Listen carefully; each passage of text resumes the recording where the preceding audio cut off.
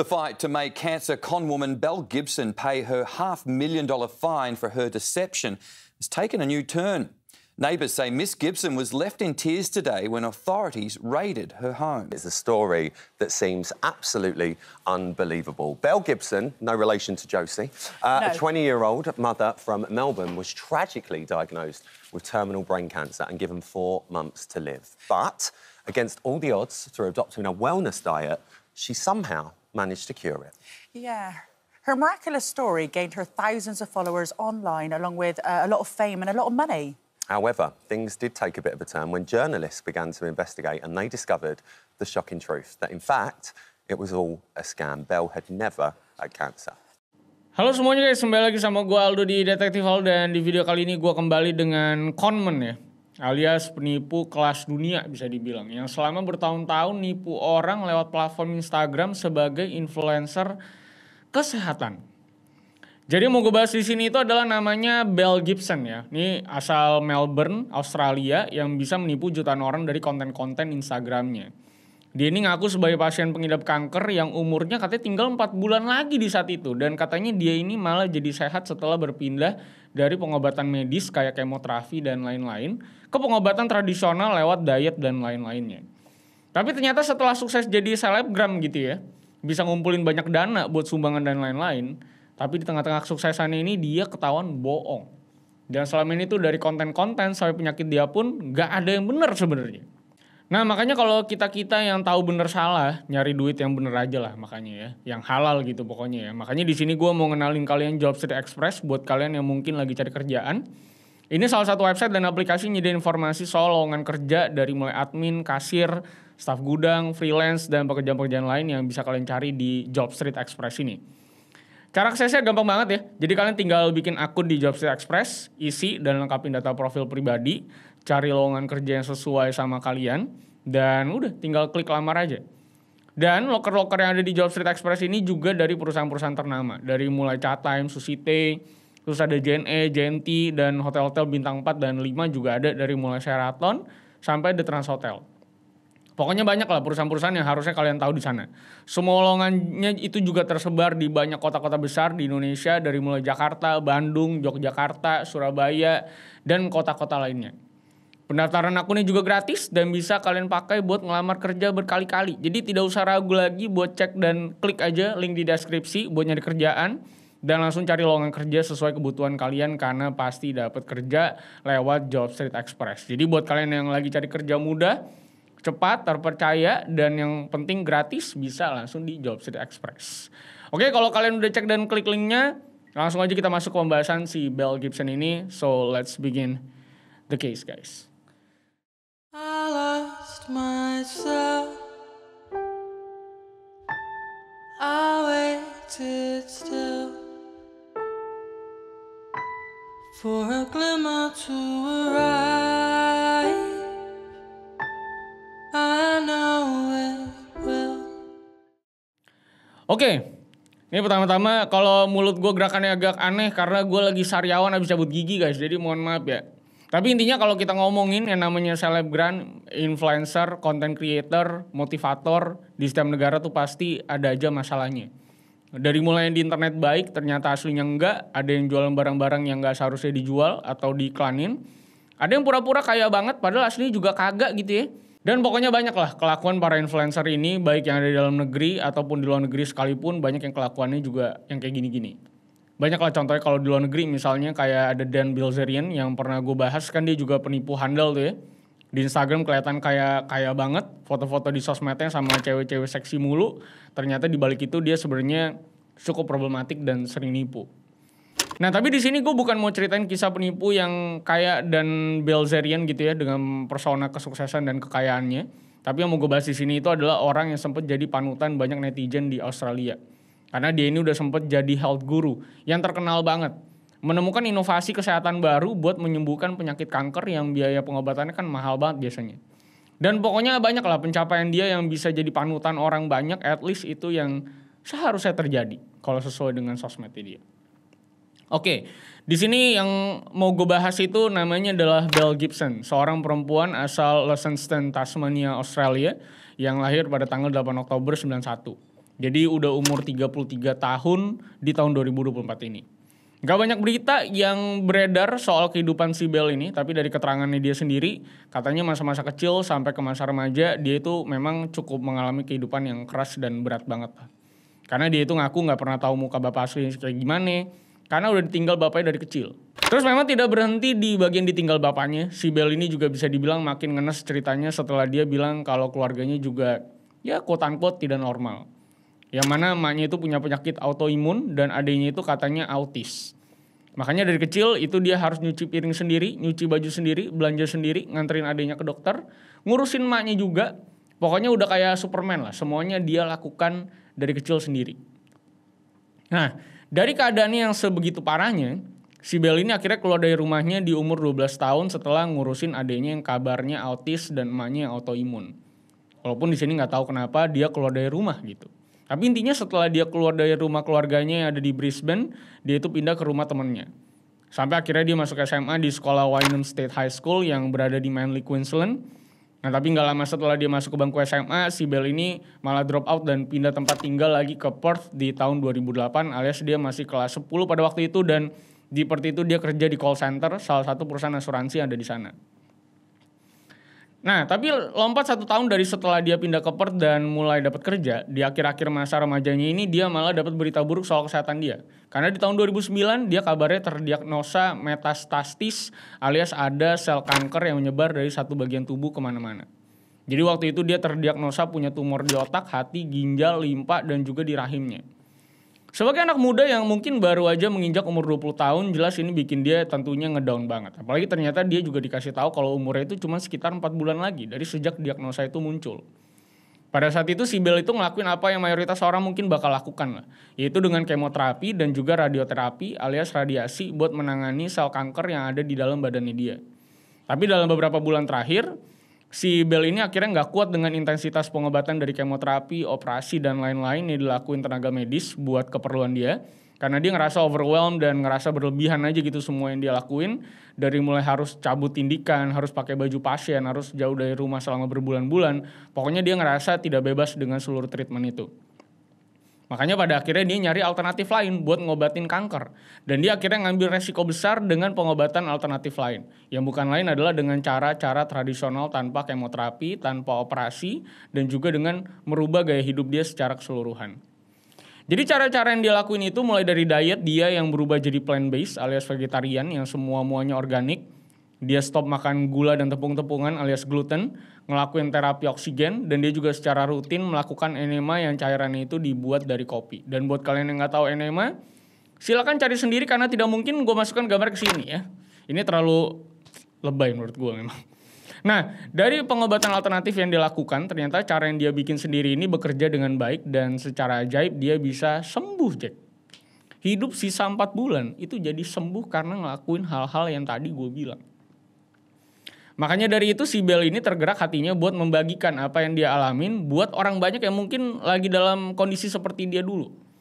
Dan cara yang dilakuin itu dengan bikin postingan tentang gaya hidup dia yang bisa dibilang berbeda dari kebanyakan orang. Dari mulai pola makannya, apa aja yang dia lakuin, dan pokoknya nge-share cara dia buat sembuh dari kanker otak ganas yang tadinya mau merenggut nyawa dia dalam kurun waktu 4 bulan. Waktu itu dia mulai debut jadi health influencer di Instagram pada bulan Mei tahun 2013. Dan gak lama setelah itu dia juga langsung bisa ngumpulin banyak followers. Dengan membuktikan kalau dokter yang mendiagnosa dia itu salah dan kanker otak itu bisa dilawan pakai cara yang dia lakukan. Yaitu dengan makan sehat ala dia. Nah dengan followers dan exposure konten yang cukup gede, akhirnya di bulan Agustus itu dia bisa launching aplikasi sendiri yang punya nama The Whole Pantry App. Yang waktu itu juga dia itu disupport langsung sama Apple buat bikin aplikasi ini. Dan bahkan jadi aplikasi Apple terbaik di bidang food and drink di tahun itu dengan jumlah download lebih dari 200.000 orang di bulan pertama. Jadi gokil banget karena emang langsung disupport sama platform Apple bahkan. Nah tapi udah jelas kalau cerita dan perjalanan ini orang tuh rasanya agak too good to be true lah. Dari mulai kecilnya susah, remaja juga udah susah, malah kena kanker otak dan kesebar kemana-mana di bagian tubuhnya. Udah gitu dia juga ternyata sempat mengalami keguguran sama pasangannya. Dan akhirnya bisa sembuh dengan cara alternatif nan ajaib yang dia bikin sendiri dengan riset-riset dia sendiri yang tidak tahu validasi dari mana. Tapi ternyata semuanya itu tidak selancar itu gitu. Karena di tahun 2014 dia itu sempat kena masalah kesehatan yang adalah kanker lagi. Dan waktu tepatnya itu di bulan Juni waktu dia balik dari keperluan dia sama Apple di Amerika Serikat.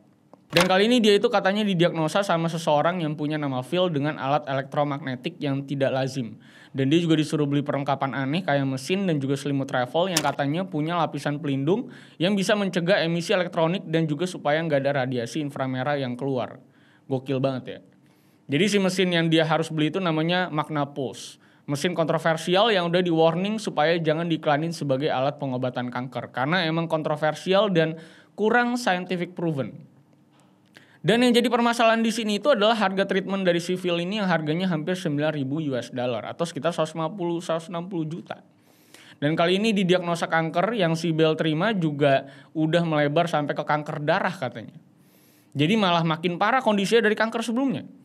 Makanya di bulan Juli 2014 itu dia ngasih pengumuman ke followersnya kalau dia itu terdiagnosa kanker lagi. Dan minta support lah intinya dari pengikut-pengikutnya.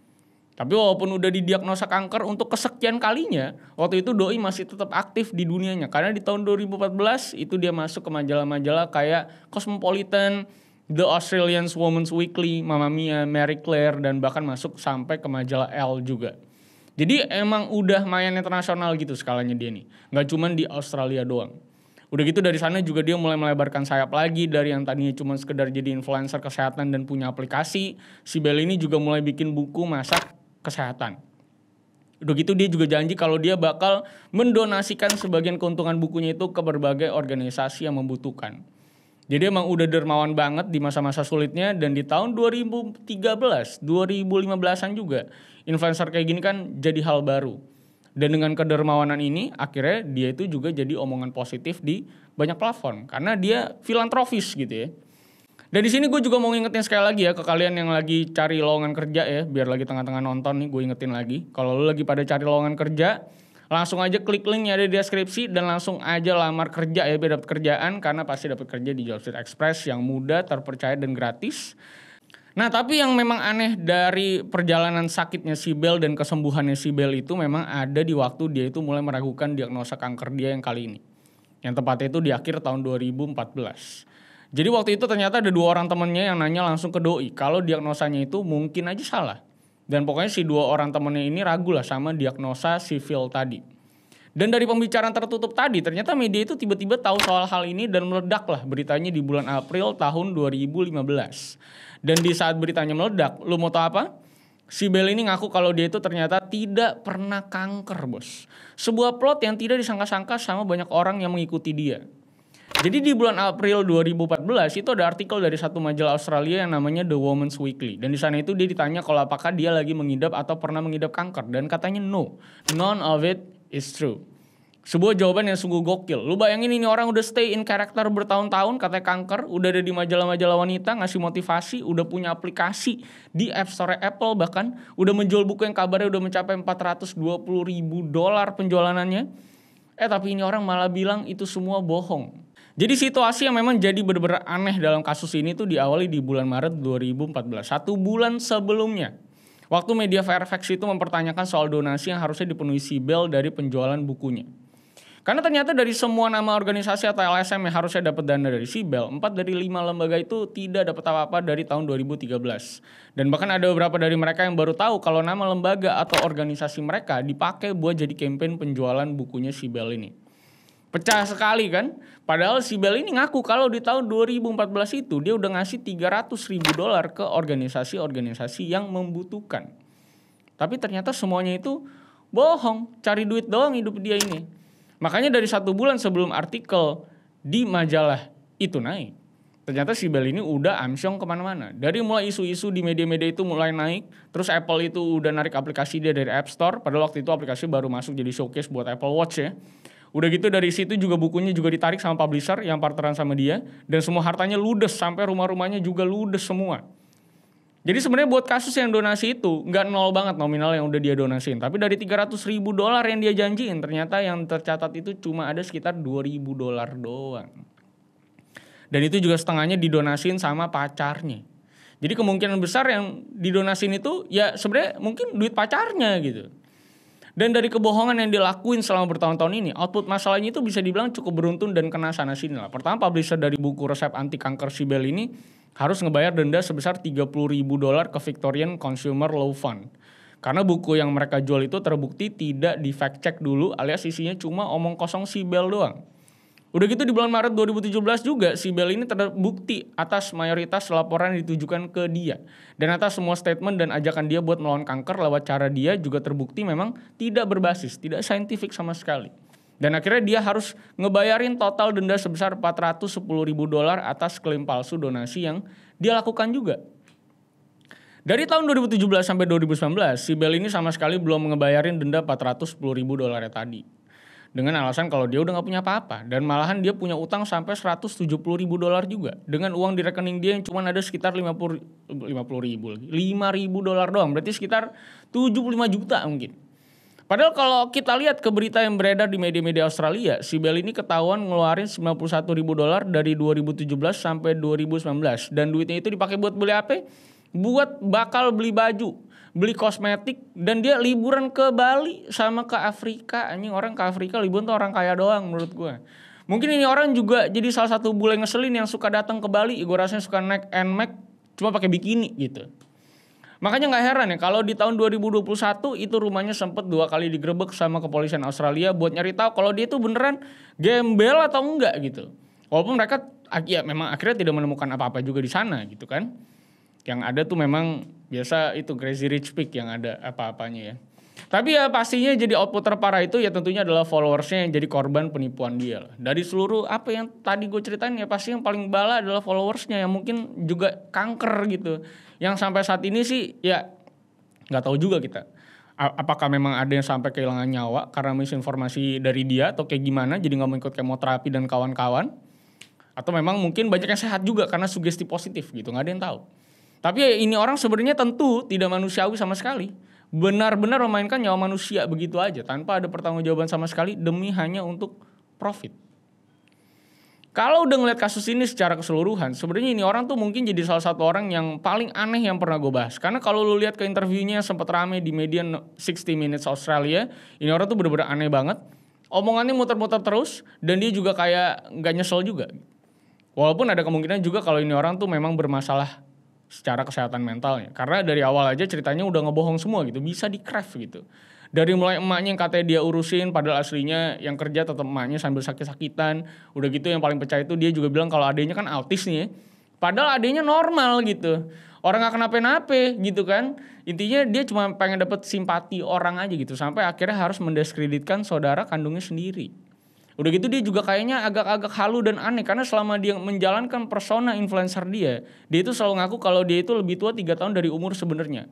Kayak pas di interview sama 60 Minutes Australia, dia itu sebenarnya baru umur 23 di tahun 2015. Tapi pas ditanya, dia muter-muter dulu jawabannya, sampai ngejelasin masa kecil dia, ya dan bilang kalau ya ini realita gue, kalau realita gue tuh berbeda dan segala macam. Orang gila gitu, ditanya umur aja lu pakai kompleks banget hidup lu gitu kan.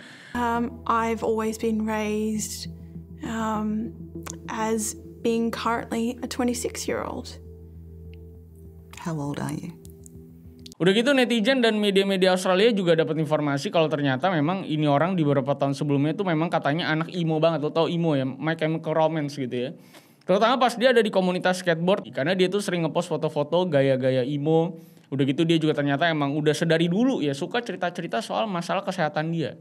Dari mulai dia itu anti vaksin katanya. Terus dia juga ternyata suka ngasih informasi yang bisa dibilang halu ya. Delusional, kayak dia itu ngaku pernah kena stroke setelah divaksin kanker serviks. Hubungannya apa lagi? Yang padahal vaksin itu dikenal tidak memberikan efek samping stroke. Dan dari situ dia kait-kaitin juga pengalaman stroke dia sama kanker otak yang dia sempat pura-pura dia alami.